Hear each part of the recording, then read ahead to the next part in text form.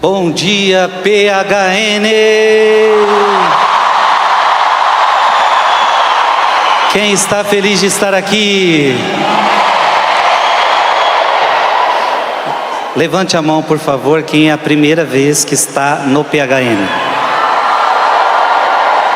Eu gostaria que a Canção Nova olhasse isso. Levanta a mão e fica levantada quem é a primeira vez que vem para o PHN. Peter, 90% das pessoas que estão aqui é a primeira vez que vieram ao PHN. Uma salva de palmas para todos.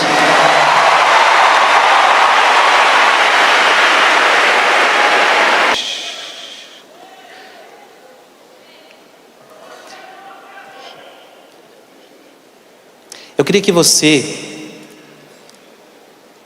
abrisse a sua Bíblia em Efésios capítulo 2, versículo de 19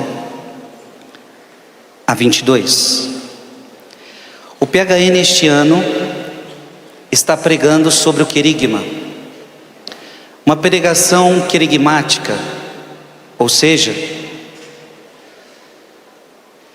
o amor de Deus, pecado, salvação, Espírito Santo, aquelas pregações que são bem querigmáticas.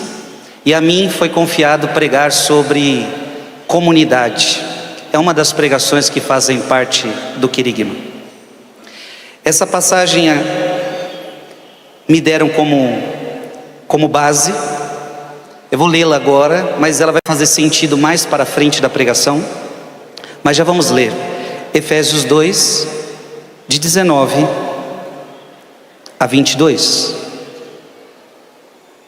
Consequentemente, já não sois hóspedes nem peregrinos, mas sois concidadãos dos santos e membros da família de Deus, edificados sobre o fundamento dos apóstolos e profetas, tendo por pedra angular o próprio Cristo Jesus. É nele que todo edifício harmonicamente disposto se levanta até formar um templo santo no Senhor. É nele que também vós outros entrais conjuntamente pelo Espírito na estrutura do edifício que se torna a habitação de Deus. Essa palavra é fantástica, mas você só vai conseguir compreendê-la no final dessa pregação. Amado irmão e amada irmã, ao rezar sobre o que pregar, sobre comunidade no PHN,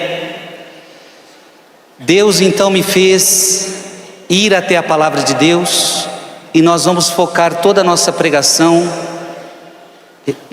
repita comigo, discípulos de Emaús. Nós vamos focar toda a nossa pregação nos discípulos de Emaús. Onde que nós encontramos os discípulos de Emaús? Depois da morte de Cristo. Eles eram discípulos de Cristo, e por causa da morte de Cristo estão tristes, estão desesperançosos, estão andando pelo caminho acabrunhados. Só que Jesus tinha avisado que ia morrer, Jesus tinha avisado que ia ressuscitar, e diga comigo assim: Jesus tinha avisado que ia morrer, Jesus tinha avisado que ia ressuscitar, e Jesus tinha dado uma palavra de ordem. Qual é a palavra de ordem que Jesus disse antes de morrer? Abra sua Bíblia em Atos dos Apóstolos.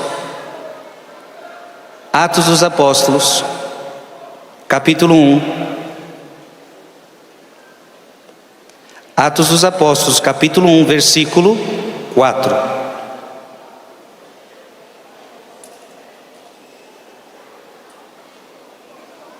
Aliás, só me corrigindo, não, é isso mesmo. Atos dos Apóstolos, capítulo 1, versículo 4. Achou aí? Leia comigo.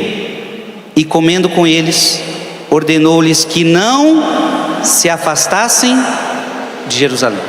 O que ordenou? Não se afastassem de Jerusalém, mas que esperassem aí o cumprimento da promessa de seu pai, que ouvistes, disse ele, da minha boca, porque João batizou na água, mas vós sereis batizados no Espírito Santo daqui poucos. Jesus está falando da promessa do Espírito. Se você for no versículo 6, o que já acontece aí? É a ascensão do Senhor. Então, antes de o Senhor subir ao céu, ele avisou, mais uma vez, diga comigo, Jesus avisou que ia morrer, Jesus avisou que ia ressuscitar, Jesus avisou que ia enviar o Espírito Santo. Só que Jesus deixou uma ordem clara. Repete comigo, Jesus deixou uma ordem clara: não se afastar de Jerusalém.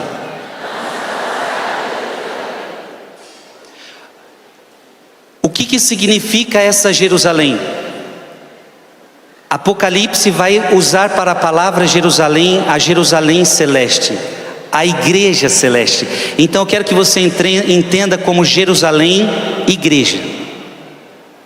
É como se Jesus já estivesse preparando os seus discípulos: olha, eu vou morrer, eu vou ressuscitar, eu vou enviar o Espírito Santo sobre vocês, eu vou voltar ao meu Pai, mas eu quero que vocês se mantenham em igreja. Não é cada um no seu lugar, não é cada um no seu quadrado, não é cada um na sua casa, não é cada um com o seu Wi-Fi, não é cada um na sua internet, não é cada um no seu beco, é em comunidade. Eu quero que vocês permaneçam juntos em Jerusalém, eu quero que vocês permaneçam juntos na igreja, eu quero que vocês permaneçam juntos, Efésios, que eu acabei de ler, no fundamento dos apóstolos. Quem estava em Jerusalém? Os apóstolos. Nós lemos Atos dos Apóstolos capítulo 1. Se nós lêssemos Atos dos Apóstolos capítulo 2, quem é que está em Jerusalém recebendo o Espírito Santo? Os apóstolos e a Virgem Maria. Onde que Jesus queria que os discípulos de Emaús estivessem? Em Jerusalém. Onde Deus quer que você esteja? Pode dizer, em Jerusalém. Olha para quem está do seu lado e diga: Deus quer que você esteja, que você não se afaste de Jerusalém, que é a igreja de Jesus Cristo, que é o fundamento dos apóstolos. Ficou claro, sim ou não? Vamos agora entrar no texto. Eu queria que você marcasse a sua Bíblia. A gente não vai sair mais desse texto. Por mais que eu peça para você abrir outros, nós sempre vamos voltar a este texto. Então pode abrir agora Lucas 24.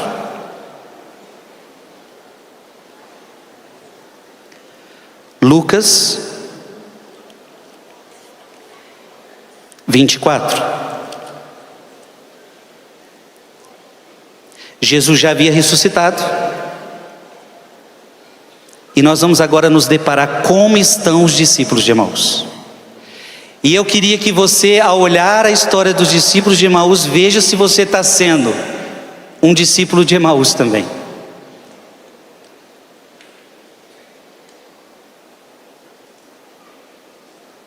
Achou aí na Bíblia? Lucas 24. Vamos ler versículo de 13 a 14. O que está escrito aí? Nesse mesmo dia, 2 discípulos caminhavam para uma aldeia chamada Emaús. Mas Jesus pediu para eles irem para Emaús? Eu não ouvi. Jesus pediu para eles irem para Emaús? Eles estão indo para... Jesus pediu para eles ficarem em... Então é como se sua mãe, alguém dissesse: vai para Canção Nova, e você está em outro canto. Como você já fez muitas vezes, eu sei. Jesus pediu para eles permanecerem em Jerusalém. Eles estão indo para... Olha a distância. A Bíblia vai falar a distância. Quanto tempo distante? Olha aí. Distante de Jerusalém 70 estádios. A Bíblia ainda ela está dando a distância para a gente, para dizer, deixar bem claro, eles estão se afastando da vontade de Jesus. Jesus pediu, permaneçam em Jerusalém. Eles estão afastados, distante de Jerusalém, 70 estádios. Jerusalém, lembra, é a igreja. Eu já quero dizer aqui, o quão distante você está afastado da igreja. E eu espero que este PHN seja a volta de muitos de vocês para a igreja de Jesus Cristo. Esse PHN.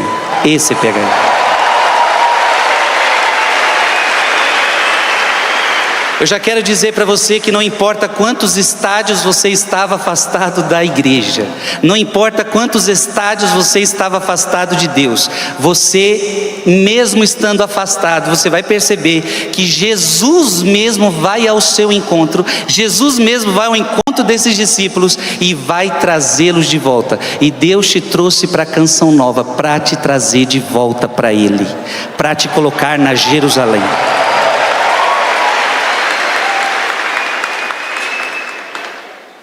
Eu sempre me emociono de vir pregar no PHN, porque um dia, com 14 aninhos de idade, eu estava aonde vocês estão. Nem barraca eu trazia, nem dinheiro para barraca eu tinha. Eu dormia no chão, qualquer coisa. Mas naquela época, eu estava afastado de Deus. E muitos PHNs que eu vim, me ajudaram a recuperar os quilômetros de distância que eu estava da igreja. E os PHNs que eu participei me ajudaram muito a voltar para Jerusalém. Ergue a sua mão direita e diga: eu vou voltar para Jerusalém. Olha para quem está do seu lado: você vai voltar para Jerusalém. Quantos estádios eles estavam distante? Leia aí de novo: distante de Jerusalém. Eu não pesquisei quanto de distância é isso. Depois vocês pesquisam. Versículo 14, o que está escrito aí? Iam falando um com o outro de tudo que se tinha passado. Eu quero que vocês estejam com ouvidos atentos. Porque eu vou trazer muitos padres da igreja e vocês vão escutando o que os padres da igreja vão falando. Cirilo de Alexandria, ele diz assim: enquanto 2 discípulos caminhavam para uma vila chamada Emaús, falavam sobre Cristo. Mas, preste atenção, considerando-o como não vivo. Então aqueles discípulos estavam falando sobre Cristo, só que estavam falando sobre Cristo morto. Estavam falando sobre Cristo, mas não como se Ele estivesse vivo. Não, Ele está morto, está tudo acabado. Mas lamentando-o como morto. Enquanto conversavam, Jesus aproximou-se e seguiu com eles sem ser reconhecido por eles. Nós vamos chegar lá. Pois seus olhos estavam impedidos de reconhecê-los. Sabei que esses 2 discípulos pertenciam ao número dos 70. Cirilo de Alexandria diz algo interessante. Lembra que Jesus escolheu 12, mas também escolheu 70? Esses discípulos de Emaús provavelmente faziam parte do grupo dos 70. Estavam discutindo sobre Cristo, mas um Cristo morto. Amado irmão e amada irmã, quando você se depara com uma fé aonde para você Cristo está morto, não existe fé desse jeito. Por que eles estão se afastando de Jerusalém? Porque para eles Jesus está morto. Por que eu um dia fiquei afastado de Deus e fiquei afastado da igreja? Porque para mim as coisas de Deus não valiam para nada. Porque para mim as coisas de Deus estavam mortas. porque eu não acreditava que eu pudesse ter relacionamento com Deus. Eu não vejo, eu não percebo, eu não estou com Ele. Ora, que significado tem Cristo para mim? Pai, Filho, Espírito Santo? Nenhum. Então eu vivo afastado. Por que eles estão afastando-se de Jerusalém? Porque eles não veem sentido em estar mais em Jerusalém. Por quê? Porque Cristo está morto. E deixa eu falar algo para você: se Cristo está morto para você, não tem sentido você rezar. Se Cristo está morto para você, não tem sentido você ter fé. Se Cristo está morto para você, não tem sentido você ir para a missa. Se Cristo está morto para você, não tem sentido você se confessar. Se Cristo está morto para você, não tem sentido a gente vir para a Canção Nova. Se Cristo está morto, nós estamos perdendo tempo aqui. Diga: Cristo não está morto. E quem vai falar isso é Paulo. O que atraiu essa juventude inteira, que nem está cabendo aqui no rincão da Canção Nova, não é um Cristo morto, é um Cristo vivo.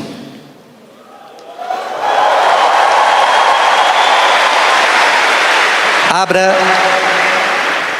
deixa em Lucas 24, não tire de Lucas 24. Agora abra sua Bíblia em 1 Coríntios, capítulo 15. 1 Coríntios, capítulo 15, versículo 14. Eu quero que você leia comigo. Repete comigo. 1 Coríntios 15, 14. Repete bem alto, bem alto. Se Cristo não ressuscitou... Esse é o alto de vocês?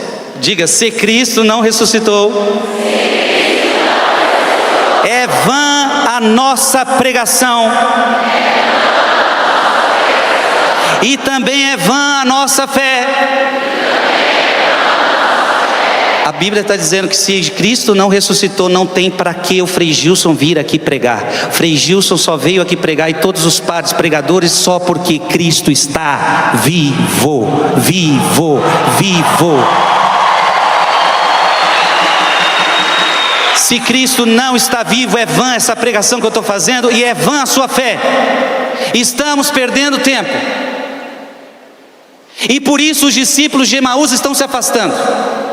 Eles não veem mais sentido. Cristo está morto. Não, Cristo não está morto. Um grande filósofo que nós todos temos que estudar nas nossas escolas, conhecidíssimo, disse que Cristo estava morto. O famoso Nietzsche. Deus está morto.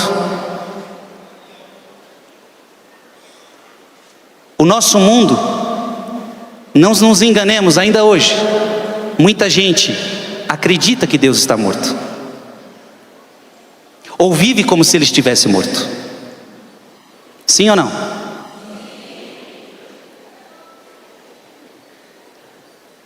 Então nós podemos viver uma fé em Cristo como se Ele estivesse morto.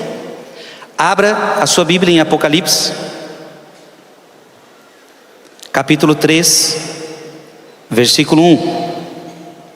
Apocalipse, capítulo 3, versículo 1. Ao anjo da igreja de Sardes escreve: eis o que diz aquele que tem os 7 Espíritos de Deus e as 7 estrelas. Conheço as tuas obras, és considerado vivo, mas estás morto.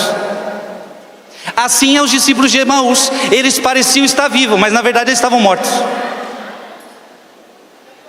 Muitas vezes a sua fé é assim: você parece estar vivo, mas você está morto. Olha para quem está do seu lado e diga: cuidado para não parecer vivo e estar morto.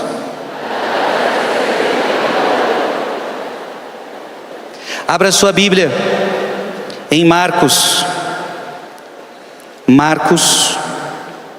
capítulo 8. Marcos capítulo 8, versículo 18. Marcos capítulo 8, versículo 18.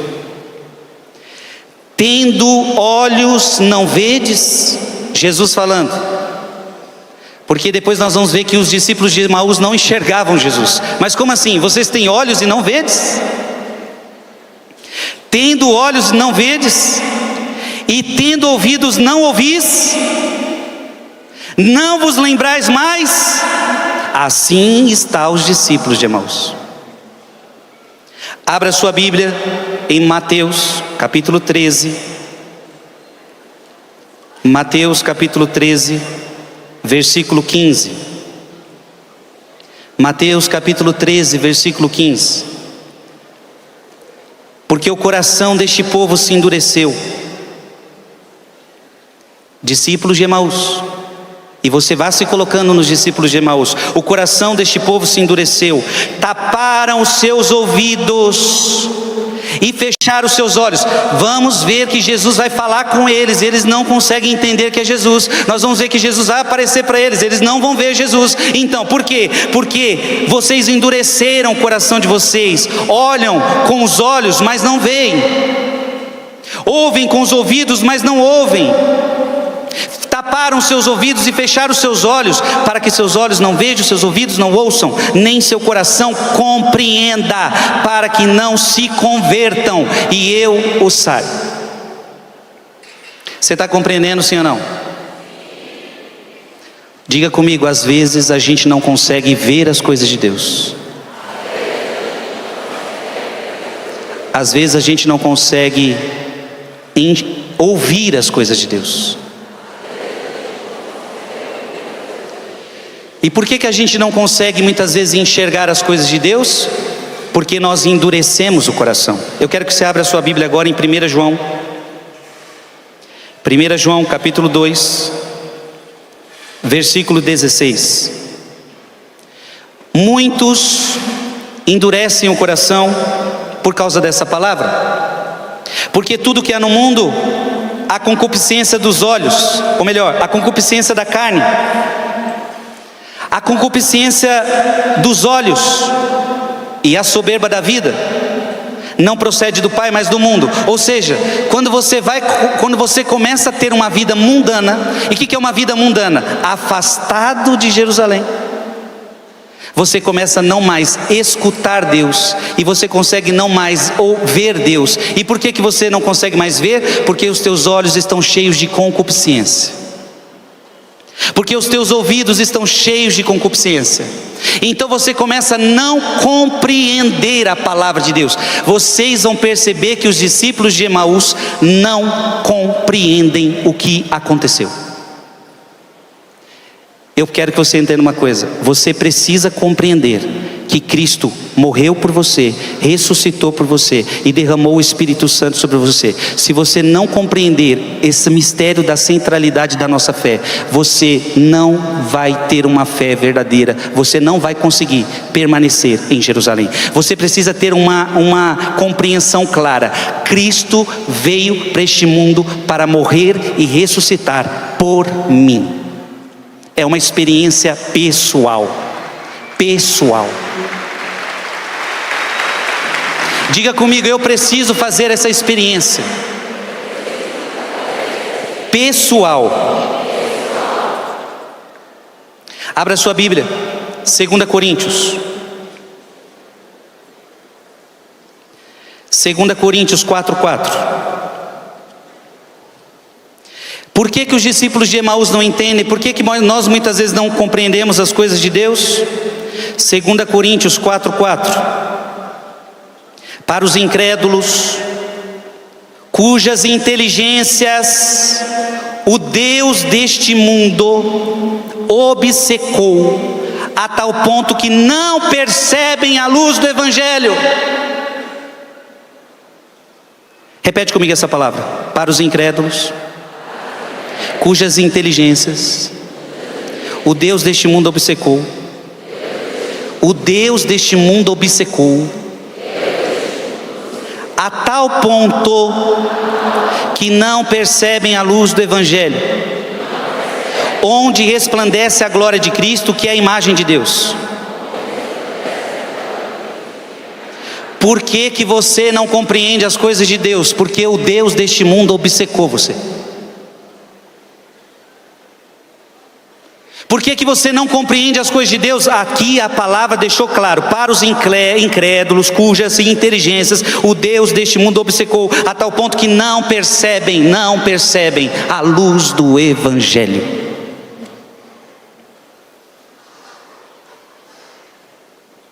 Santo Agostinho: esses discípulos de Emaús precisavam de instrução, precisavam de compreensão, mas eles vão precisar de tempo para aprender o que Jesus vai ensiná-los. E muitas vezes o nosso processo de conversão leva tempo. O meu processo de conversão não foi num único PHN. Precisei de vários PHNs. E não só PHNs. Eu precisei de PHNs, adorações, santas missas, confissões, direções, leituras e um monte de outras coisas. Não é uma coisa só, é um processo. Porque quando Deus deste mundo nos cega a inteligência, à luz do Evangelho, é difícil abrir de novo a inteligência para as coisas de Deus. Agostinho diz: nós, disseram eles, tínhamos esperança de que ele fosse o que haveria de redimir Israel. Olha os discípulos de Emaús conversando: nós tínhamos esperança que ele ia redimir Israel. Ó meus caros discípulos, Agostinho pergunta: tinhas esperança? Agora não tens mais? Olhai, Cristo está vivo. Estará a esperança morta em vós, se Cristo está vivo? Certamente Cristo está vivo. Cristo vivo encontrou corações de seus discípulos mortos. Olha que bonito pensamento de Agostinho. O Cristo vivo encontra corações mortos. Eu quero dizer que hoje aqui, o Cristo vivo está encontrando muitos corações mortos. Mas quando ele encontra um coração morto, ele vai ressuscitar este coração morto.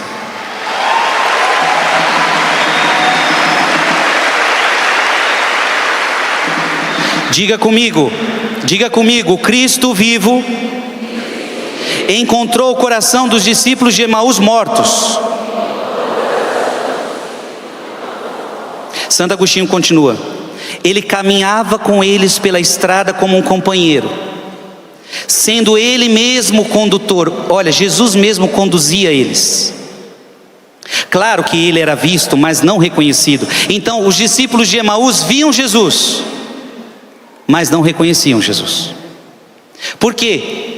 Porque seus olhos estavam impedidos. Como ouvimos, para que não o reconhecessem. Não estavam impedidos de vê-lo, mas estavam retidos para que não reconhecessem. Então eles viam, mas ao mesmo tempo não viam. Então tem gente que está na igreja, mas ao mesmo tempo não está na igreja. Tem gente que até se confessa, mas na verdade não se confessou, porque não se confessou direito, não viu nada. Tem gente que até vai para a missa, mas não vê nada. Assim, irmãos e irmãs, Agostinho continua: mas onde o Senhor quis ser reconhecido, nós vamos ver no final do Evangelho, aonde que ele quis ser reconhecido? No partir do pão. Eu quero que você já guarde isso no começo dessa pregação, porque é assim que nós vamos terminá-la. Diga comigo: Cristo quis ser reconhecido no partir do pão. E eu já pergunto para vocês: aonde acontece o partir do pão na Igreja Católica Apostólica Romana? Aonde acontece o partir do pão na Igreja Católica Apostólica Romana? Cristo quis ser reconhecido na missa, na comunidade. Agostinho continua: estamos seguros, não há por que temer. Partimos o pão e reconhecemos o Senhor. Foi por nosso bem que ele não quis ser reconhecido em nenhum outro lugar senão ali, porque não veríamos na carne, mas haveríamos de comer a sua carne. Aí Agostinho já começa a falar: Jesus queria que eles o reconhecessem no partir do pão.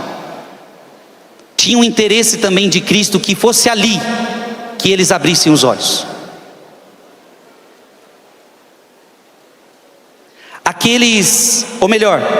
A ausência do Senhor, na verdade não é ausência, Tende fé, e aquele que não podeis ver está convosco.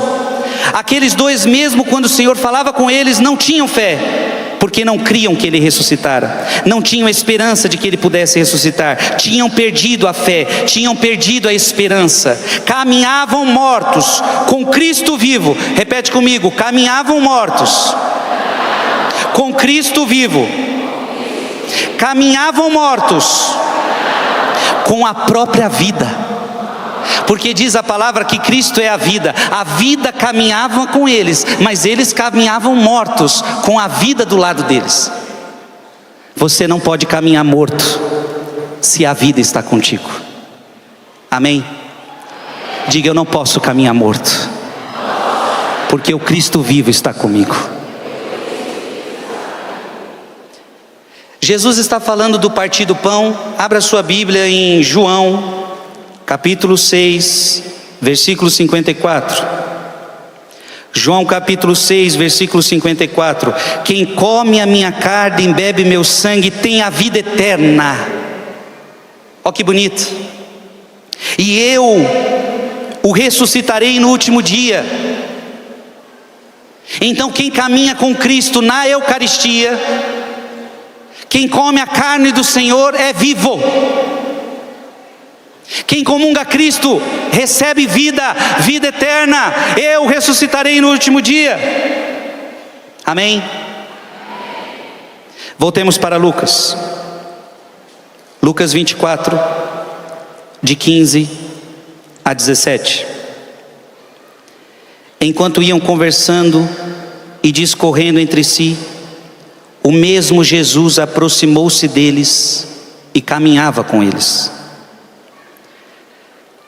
Então Jesus se aproximou deles e caminhava com eles. Mas os olhos estavam-lhe como é que estavam os olhos deles? Vendados, e não o reconheceram. Perguntou-lhes então, Jesus pergunta para eles: de que estáis falando pelo caminho, e por que estáis tristes? Que coisa bonita, Jesus vai ao encontro dos dois. Jesus está vendo que eles estão tristes, porque se você se afasta da igreja, é uma vida triste. Se você se afasta da comunhão dos apóstolos, você vai viver uma vida triste. Se você se afasta de Jerusalém, você vai viver uma vida triste. Se você não acredita que Cristo está vivo, a sua vida é triste. Eu estou errado? Santo Agostinho diz: o mestre caminhava com eles na estrada, ele próprio era o caminho. Lembra João capítulo 6, versículo 14? Eu sou o caminho. Jesus vai caminhando com eles, mostrando que eu sou o caminho. Vocês não podem se afastar de mim. Eu sou o caminho.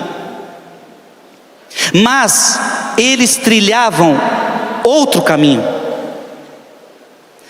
Encontrou-os, pois, desviados do caminho. Então como é que Jesus encontra os discípulos de Emaús? Desviados. Diga comigo: Cristo é o caminho. Então deixa eu falar para você, jovem. Só tem um caminho. Eu sei que o mundo não gosta de ouvir isso que eu falo, mas eu estou falando de Bíblia. Eu não preciso que o mundo queira entender o que eu estou falando. Eu prego para aqueles que querem abrir o coração a essa palavra. Mas para a Sagrada Escritura que eu leio, que está em suas mãos, só existe um caminho. Não é dois, não são três, não são quatro, não são cinco. A Bíblia diz em João capítulo 6, versículo 14: eu sou o caminho. O único caminho que existe é Jesus Cristo. Único.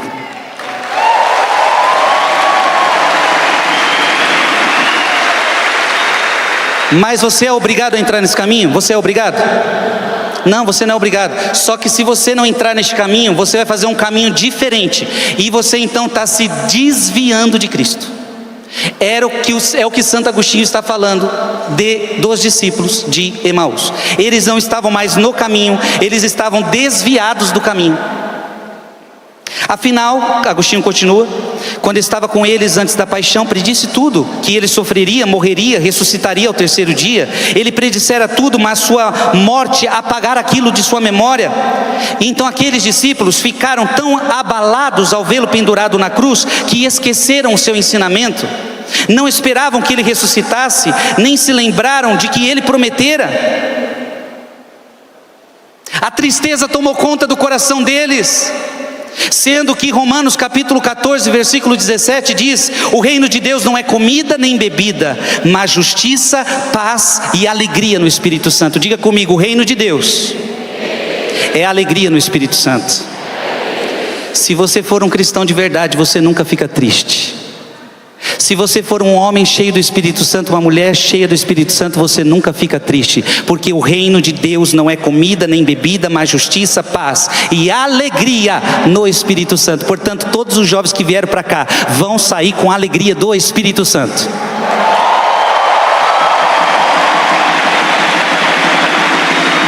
Você vai chegar com uma alegria tão grande em casa que seus pais ficarão admirados, seus vizinhos ficarão admirados, seus amigos ficarão admirados. E você fez o que para essa alegria? Bebeu muito? Fumou muito? Não, você comungou muito da palavra de Deus e do corpo de Cristo, e você ficou alegre. Você bebeu do Espírito Santo. Porque os jovens do mundo de hoje acham que alegria se vem através de muito vinho. E a Bíblia diz para você: não vos embriagueis com vinho, mas embriagai-vos do Espírito Santo. Quando você se embriaga do Espírito Santo, você se enche da alegria de Deus, a alegria verdadeira, a alegria do Espírito. É isso que você veio buscar?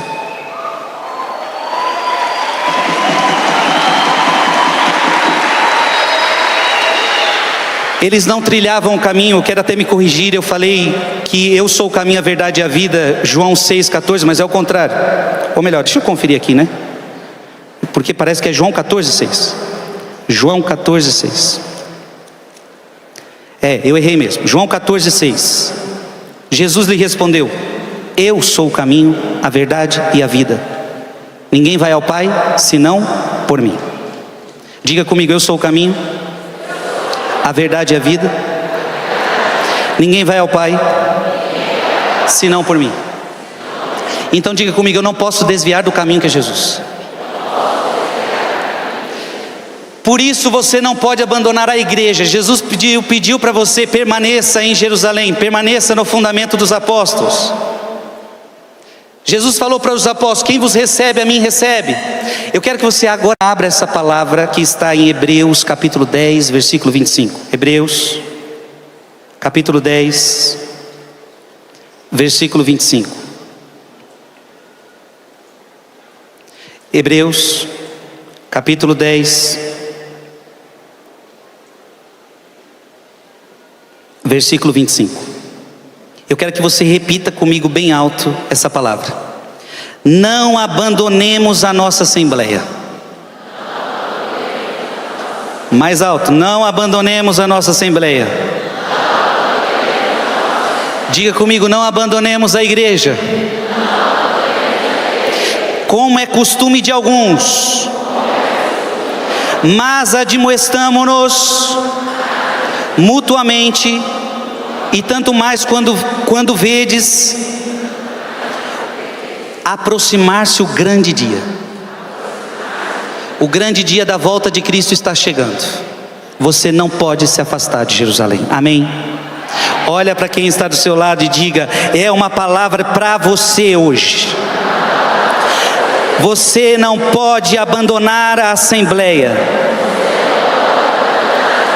Você não pode abandonar a igreja, como alguns costumam fazer. Não seja Maria vai com as outras. Você cantou antes da minha pregação que aqui é o seu lugar. Amém? Diga: aqui é o meu lugar. Aleluia.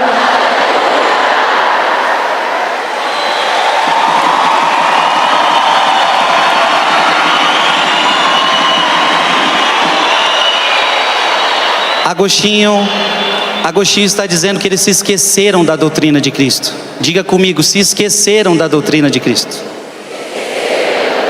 Abra sua Bíblia em 2 João. 2 João, capítulo 1.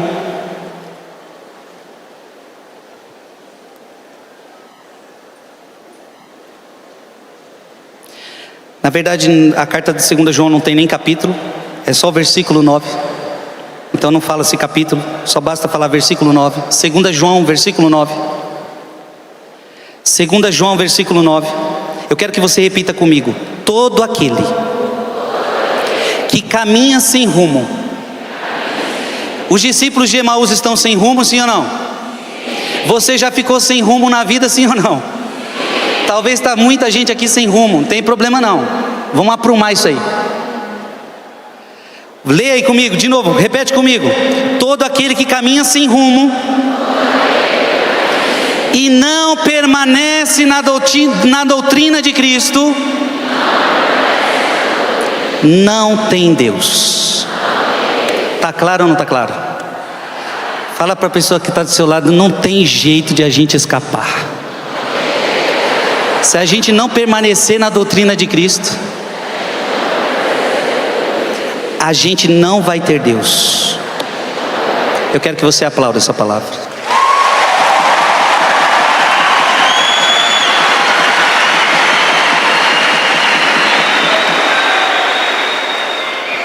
Por isso, agora abra sua Bíblia em Hebreus capítulo 2.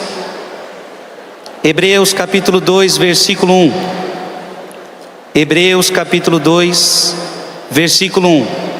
Já que a palavra disse para nós: todo aquele que vai além, olha lá, os discípulos de Emaús estão indo além, e não permanece na doutrina de Cristo, não possui a Deus. Quem permanece na doutrina, este possui tanto o Pai quanto o Filho. Então eu só posso permanecer em Deus se eu permanecer na doutrina de Deus. Os discípulos de Emaús não estão permanecendo na doutrina de Deus. É por isso que Hebreus capítulo 2, versículo 1 vai dizer o seguinte: por isso é necessário prestarmos a maior atenção à mensagem que temos recebido. Olha para quem está do seu lado e diga: você precisa prestar atenção à mensagem que você está recebendo agora. Diga para ele, para não acontecer que nos desviemos do caminho reto. Ficou claro, sim ou não? Presta atenção nessa palavra para você não se desviar do caminho reto. E qual é o caminho reto? João 14:6. Jesus. Diga: o caminho reto é Jesus. O caminho certo é Jesus. É nesse caminho que eu vou permanecer até o fim. Eu estou pregando aqui hoje para encontrar um dia vocês no PHN do céu.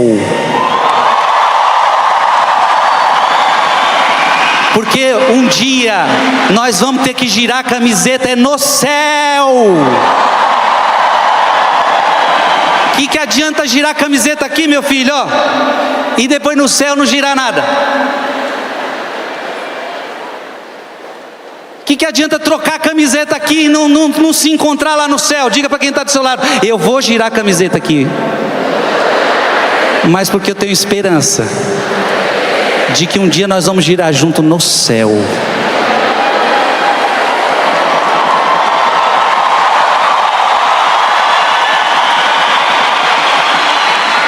E Peter, não é à toa que quando se gira a camiseta se canta a música que fala: o meu lugar é o céu. Porque o lugar de girar a camiseta verdadeiro e real é lá que nós vamos ter que girar.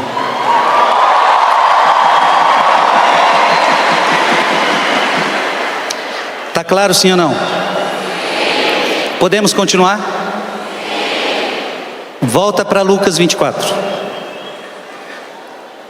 Vamos ler agora do versículo 18. Faz silêncio.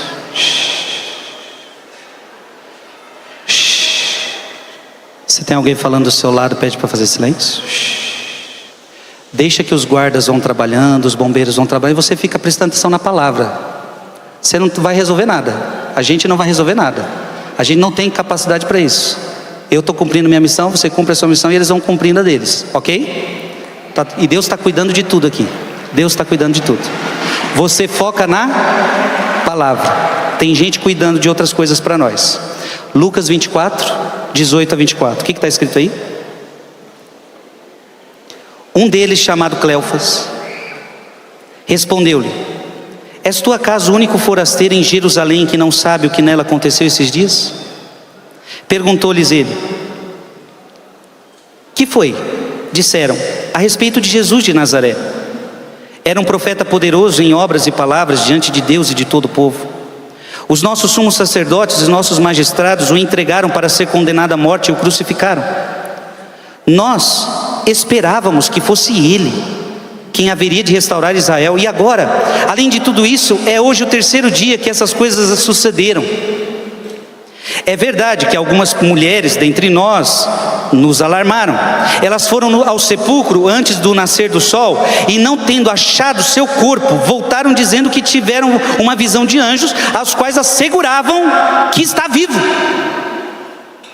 Alguns dos nossos foram até o sepulcro e acharam assim como as mulheres viram dito, mas a ele mesmo não viram. Eles estão falando com quem? Com Cristo vivo, mas eles estão mortos. Você está entendendo essa palavra, sim ou não, irmão? Vamos ler do versículo 25 ao 27. Jesus lhes disse: ó gente sem inteligência. Ó gente sem... Diga isso para quem está do seu lado, para ver o que ele vai achar quando você falar isso. Fala aí para quem está do seu lado: ou sem inteligência. Se você fosse usar outras palavras, o que você diria? Burro. Lento. Anta, sei lá. Lerdo.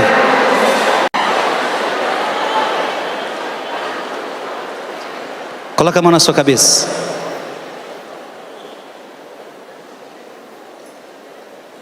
O processo da conversão acontece muito aqui. Não é só aqui. Mas a fé precisa passar pela sua inteligência. Principalmente você que é jovem, no mundo de hoje que a gente vive, quantos pensamentos contrários à fé? Quantos pensamentos contrários a Cristo, sim ou não? Então Jesus está olhando para eles: vocês não têm inteligência? Vocês têm inteligência? Porque talvez, jovem, você tem inteligência, pode tirar a mão da cabeça, talvez você tenha inteligência para matemática, talvez você tenha inteligência para história, talvez você tenha inteligência para psicologia, talvez você tenha inteligência para música, talvez você tenha inteligência para advogar, talvez você tenha inteligência para muita coisa, mas para a Bíblia você não sabe nem onde está o livro que eu estou pedindo para você abrir.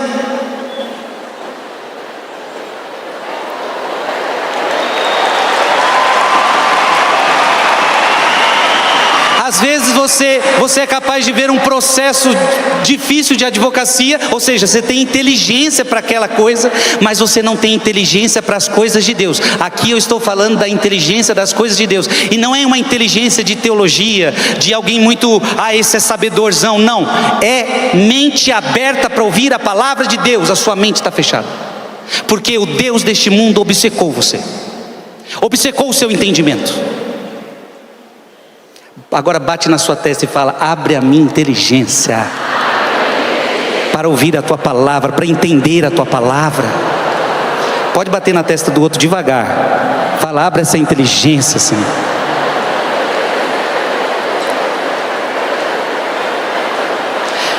Lê aí comigo a palavra de Deus. Lucas 24, 25, o que está escrito aí? Lucas 24, 25, Jesus disse-lhes: ó gente sem... como sois tardos de coração para crerdes em tudo que anunciaram os profetas. Porventura não era necessário que Cristo sofresse essas coisas e assim entrasse na sua glória? E começando por Moisés, percorrendo todos os profetas, explicava-lhes o que dele se achava dito em todas as escrituras. Preste atenção, agora Jesus começa a explicar as escrituras para esses dois, desde Moisés, os profetas, os salmos. eu quero que eu te pergunto uma coisa: você quer aprender de Jesus, sim ou não? Não vai ter outro caminho, não existe outro livro para você ler. Você vai ter que ter as Escrituras nas suas mãos. Onde se conhece Cristo é através das Escrituras. É por isso que eu estou nessa pregação usando as Escrituras. Eu não posso trazer outro livro aqui para você conhecer Cristo. Posso usar, estou usando os padres da igreja, eu posso usar livros de santos, eu posso usar, mas cuidado, o livro substancial, essencial para eu conhecer Cristo é as Sagradas Escrituras.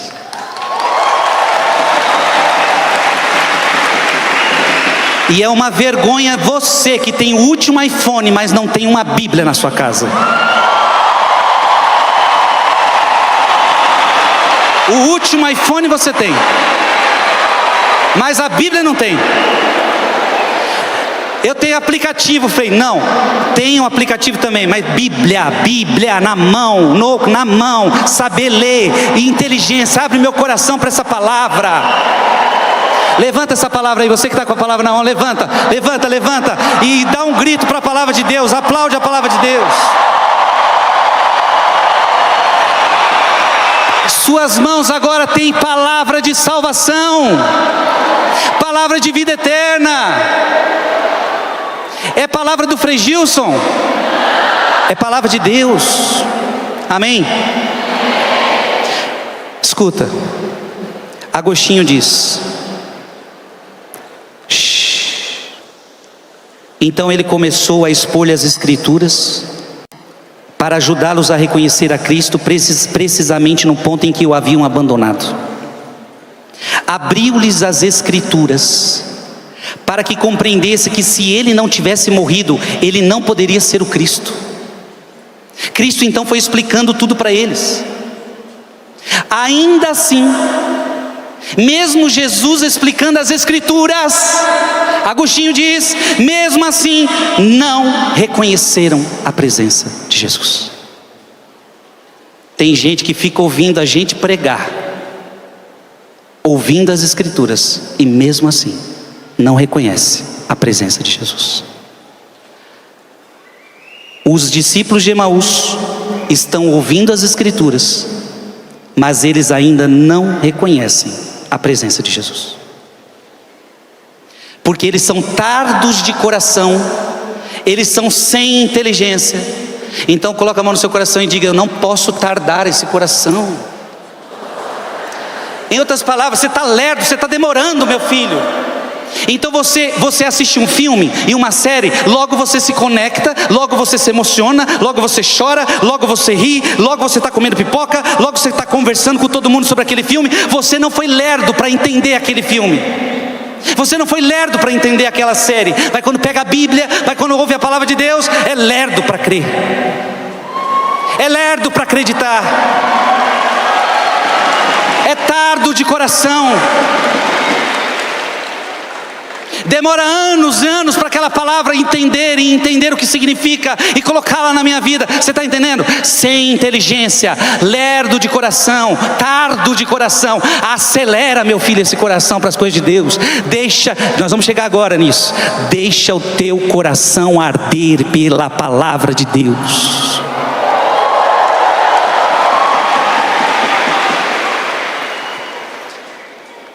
Santo Agostinho, preste atenção. Tudo que lemos na Sagrada Escritura para nossa instrução e salvação exige ouvido atento. Repete comigo o que Agostinho acabou de dizer. Tudo que lemos na Sagrada Escritura para nossa instrução e para nossa salvação exige ouvido atento. Agostinho continua: tudo nessas Escrituras fala de Cristo. Tudo que está aqui fala de Cristo. Tudo, Antigo Testamento e Novo Testamento, tudo. Mas apenas para aqueles que têm ouvidos. Você está entendendo, sim ou não? Tudo aqui fala de Cristo, de Gênesis a Apocalipse. Não, mas Gênesis não fala de Cristo. Fala. Só você abrir sua inteligência. Diga comigo, de Gênesis a Apocalipse, a Bíblia fala de Cristo. Somente para os que querem ouvir. Para quem não quiser ouvir, não vai conseguir enxergar Cristo nas Escrituras. Portanto, Agostinho diz: oremos para que Ele, Jesus, abra as nossas mentes. Oremos para que Cristo abra as nossas mentes, amém? 2 Coríntios capítulo 3, versículo 14. Mas eles têm o espírito embotado, até o dia de hoje, permanece o mesmo véu na leitura do Antigo Testamento, sem lhe ser tirado, porque só em Cristo ele é removido. Então você lê a Escritura, mas tem um véu no seu rosto, porque o véu da Escritura só é tirado quando você tem Cristo. 2 Coríntios 3, de 15 a 16. Eu não vou pedir mais para você abrir, porque o nosso tempo está acabando. Até o dia de hoje, quando se lê Moisés, um véu cobre-lhes o coração. Quando porém se converte ao Senhor, o véu será tirado. Diga comigo, até o dia de hoje, quando se lê Moisés, um véu cobre-lhes o coração. Quando porém se convertem ao Senhor, o véu será tirado. Qual é o segredo para eu entender as Escrituras? Querer converter o coração a Cristo. Amém? Abra agora a sua Bíblia. Eu preciso que você abra aqui Atos capítulo 8. Atos dos Apóstolos capítulo 8, versículo 30, ou versículo 29. Atos capítulo 8, versículo 29. O Espírito disse a Filipe: aproxima-te para bem perto deste carro. Filipe aproximou-se e ouviu que o eunuco lia. Veja, o eunuco lia o profeta Isaías e perguntou-lhe: porventura entendes o que estás lendo? Veja, alguém estava lendo a Bíblia, alguém estava lendo a palavra de Deus, alguém estava lendo a Sagrada Escritura. Você entende o que você está lendo? Versículo 31, respondeu-lhe: eu quero que você diga comigo, como é que eu posso se não há alguém que me explique? Jovem, para você entender as Sagradas Escrituras, alguém precisa ensinar para você. E para nós católicos, quem ensina a gente a ler a Bíblia é a nossa Igreja Católica Apostólica Romana.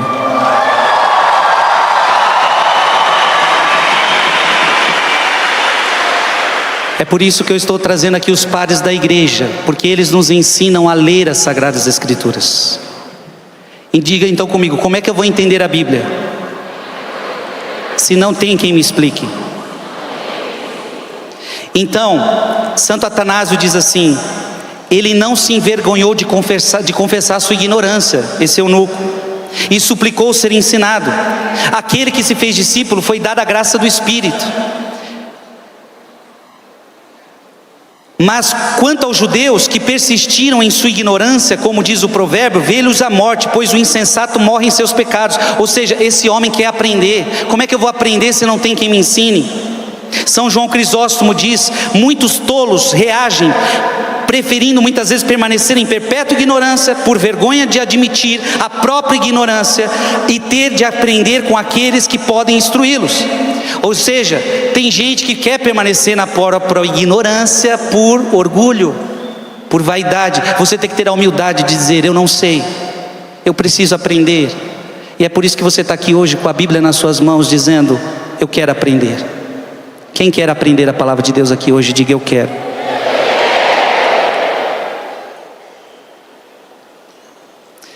Voltemos a Lucas. Lucas 24, de 28 a 29. Aproximaram-se da aldeia por onde iam, e ele fez como que quisesse passar adiante. Jesus então tinha explicado as Escrituras para eles.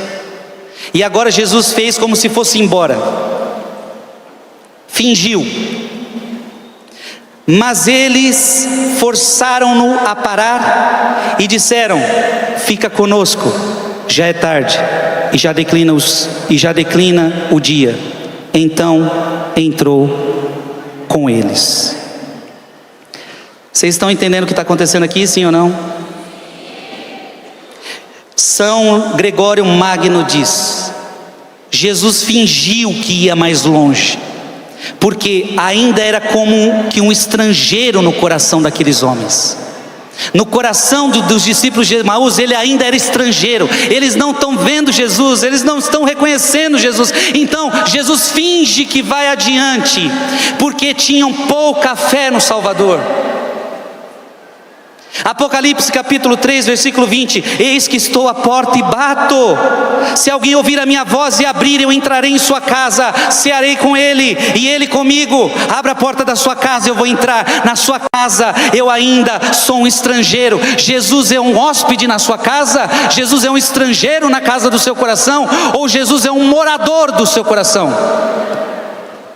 Diga comigo: no meu coração, Jesus não é estrangeiro, Jesus é morador. Ah, que palavra linda. Diga: Jesus é morador. Jesus mora na minha casa. Amém? O que eles estão pedindo para Jesus? Fica conosco, Senhor. E agora eu quero que todos nós nos lembremos de uma oração tão bela, do grande, que eu sei que vocês amam ele, do grande Padre Pio de Petreutina. Eu quero que todo mundo, com muito amor no coração, deixe o seu coração abrasar agora. Coloca a mão no seu coração e você vai repetir comigo: fica comigo, Senhor, pois preciso da tua presença para não te esquecer. Sabes quão facilmente eu posso te abandonar. Fica comigo, Senhor, porque sou fraco e preciso da tua força para não cair. Fica, Senhor, comigo, porque és minha vida e sem ti eu perco o fervor. Fica, Senhor, comigo, porque és minha luz e sem ti reina a escuridão. Fica, Senhor, comigo, para me mostrar a tua vontade. Fica, Senhor, comigo, para que eu ouça a tua voz e te siga. Fica, Senhor, comigo, pois desejo amar-te e permanecer sempre em tua companhia. Fica, Senhor, comigo, se queres que te seja fiel. Fica, Senhor, comigo, por mais pobre que seja minha alma, quero que ela se transforme num lugar de consolação para ti, um ninho de amor. Fica comigo, Jesus, pois se faz tarde e o dia chega ao fim, a vida está passando, a morte está chegando, o julgamento está chegando, a eternidade se aproxima. Preciso de ti para renovar minhas energias e não parar no caminho, e não me distanciar de Jerusalém.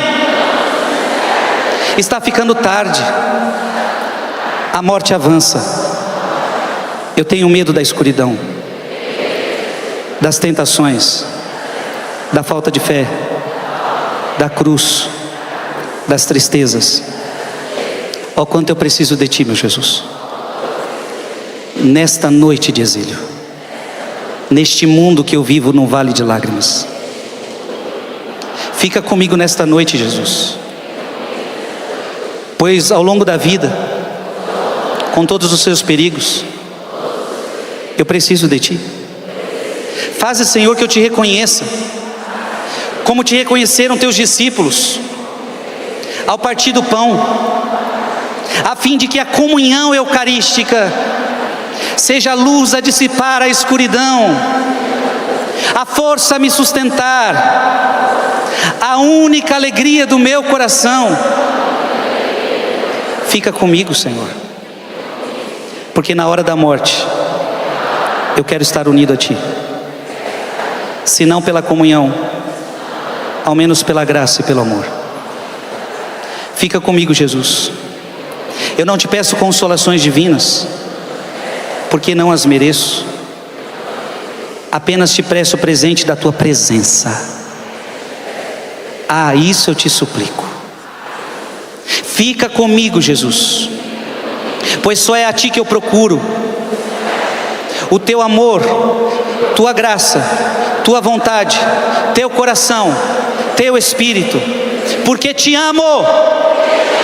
E a única recompensa que te peço é de te amar sempre mais.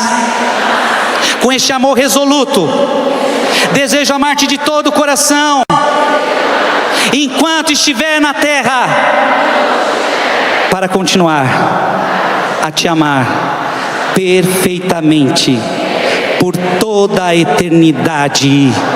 Amém, amém, amém, amém. Faz festa para essa oração tão linda que você rezou agora.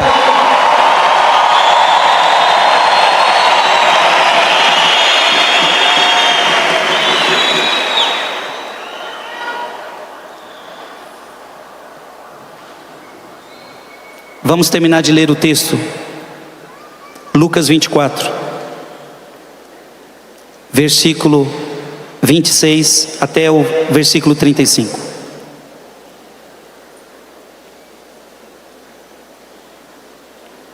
Lucas 24, de 28 a 35. Aproximaram-se da aldeia para onde iam, e fez como se quisesse passar adiante, mas eles forçaram-no a parar e disseram: fica conosco, já é tarde e já declina o dia. Entrou então com eles. Aconteceu que, estando sentado conjuntamente à mesa, ele tomou o pão, abençoou-o, partiu e serviu-lhe. Então se lhes abriram os olhos. Quando é que abriram os olhos deles? Na hora da missa. Se você é um verdadeiro católico, um católico nunca pode estar longe da missa. A missa é o lugar onde a gente encontra Jesus.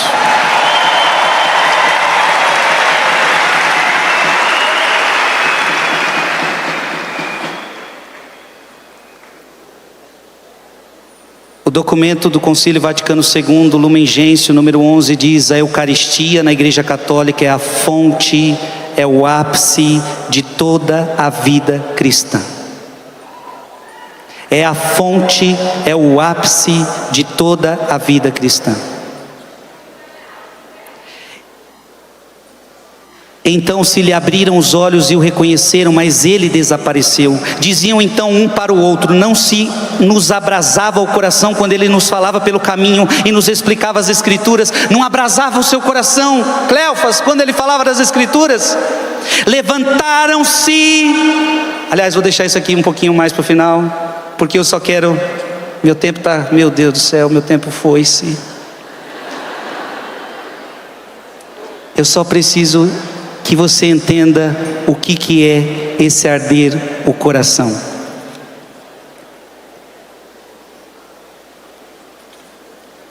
Preste atenção nessa palavra. Santo Agostinho: não ardia o nosso coração dentro de nós quando ele nos falava pelo caminho, quando nos abria as Escrituras? Será que o seu coração ardeu hoje enquanto os pregadores pregavam a Escritura, sim ou não?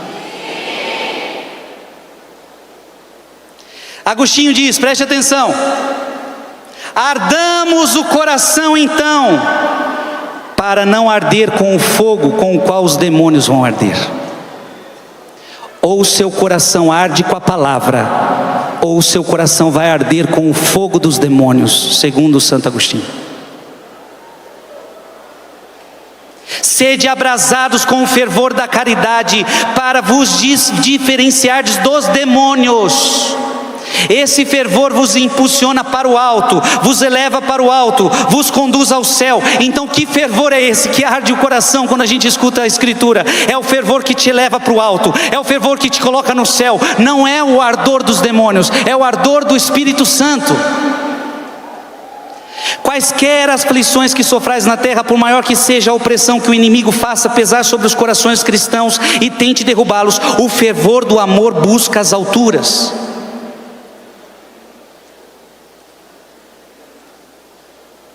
Então, eles deixaram-se abrasar o coração. Os seus olhos se abriram. E eles reconheceram Jesus ao partir o pão.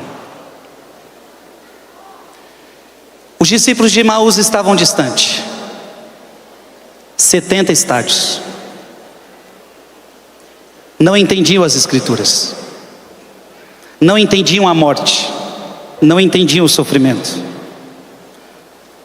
Não entendiam a ressurreição. Não compreendiam Cristo.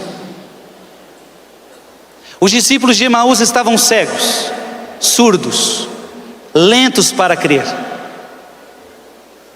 Mas Cristo se aproximou deles, catequizou eles, aqueceu de novo o coração deles. E diz a Bíblia que nós lemos agora: não ardia os nossos corações. Eu quero que o coração de muita gente aqui arda outra vez pelo Santíssimo Sacramento, arda outra vez pelas Sagradas Escrituras, arda outra vez pela presença do Senhor. O seu coração vai arder de novo pela presença do Senhor. Seus olhos vão se abrir, a sua inteligência vai se abrir, e eles reconheceram Jesus ao partir o pão. Que a maior experiência que você faça na sua vida cristã, no seu PHN, em qualquer lugar que você esteja, dentro da igreja, tem que ser, a maior experiência nossa é numa missa, ao partir o pão. Não, você não vai fazer a maior experiência hoje no show do Frei Gilson hoje à noite. Hoje você vai fazer a maior experiência da sua vida na missa de hoje à tarde.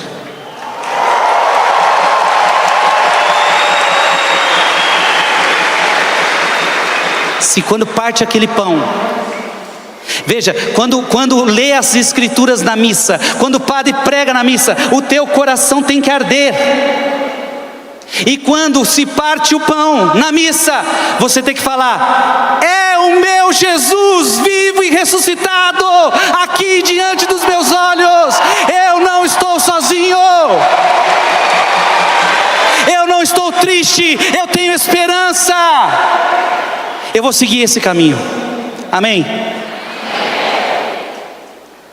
Para terminar, o que está escrito na sua Bíblia? Em Lucas 24, versículo 33. O que está escrito aí? Levantaram-se na mesma hora. Eu quero que vocês todos se levantem agora, na mesma hora, bora.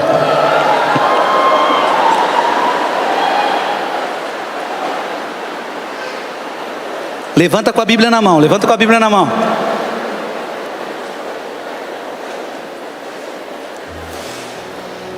Levantaram-se, bem alto, levantaram-se para fazer o quê? Para ir para o shopping? Para a praia? Para o mundo? Para que eles se levantaram? Levantaram-se na mesma hora e voltaram a Jerusalém. Voltaram a Jerusalém. Voltaram para a igreja. Ah, que coisa linda. Atos 1:4, não vos afasteis de Jerusalém, mas esperai a promessa do Pai. No mesmo dia, 2 discípulos caminhavam para uma aldeia chamada Emaús, diante de Jerusalém, 70 estádios. Eles estavam distantes. Eles se levantaram imediatamente. Eles voltaram para Jerusalém. Eles voltaram para a igreja. Eles voltaram para os apóstolos. E agora, eu quero que a gente termine essa pregação lendo o Efésios capítulo 2, versículo 19 a 22. Eu disse para você que eu li ela no início, mas que você só ia entender ela agora. Consequentemente, já não sois hóspedes, nem peregrinos, Discípulos de Emaús, vocês são concidadãos dos santos, membros da família de Deus. Volta para Jerusalém. Vocês, discípulos de Emaús, são edificados sobre o fundamento dos apóstolos e dos profetas. Frei Gilson, você está no fundamento dos apóstolos e profetas. Você que está aqui neste PHN, você está no fundamento dos apóstolos e dos profetas. E sabe qual é a pedra angular da nossa igreja? Não é homem nenhum. O fundamento da nossa igreja é aqui, olha, tendo por pedra angular o próprio Jesus Cristo.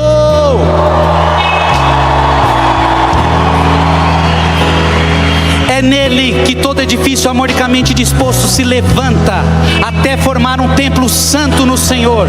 É nele que também vós outros entrais conjuntamente pelo Espírito na estrutura do edifício que se torna a habitação de Deus. Entra na estrutura de Jerusalém, entra no edifício de Jerusalém, entra no templo de Jerusalém e não saia mais. Diga comigo: Jerusalém é o meu lugar. Ergue teus braços e diga: eu vou voltar para Jerusalém. Só precisa voltar quem saiu. Então se você saiu, você volta. E se você está, você não sai.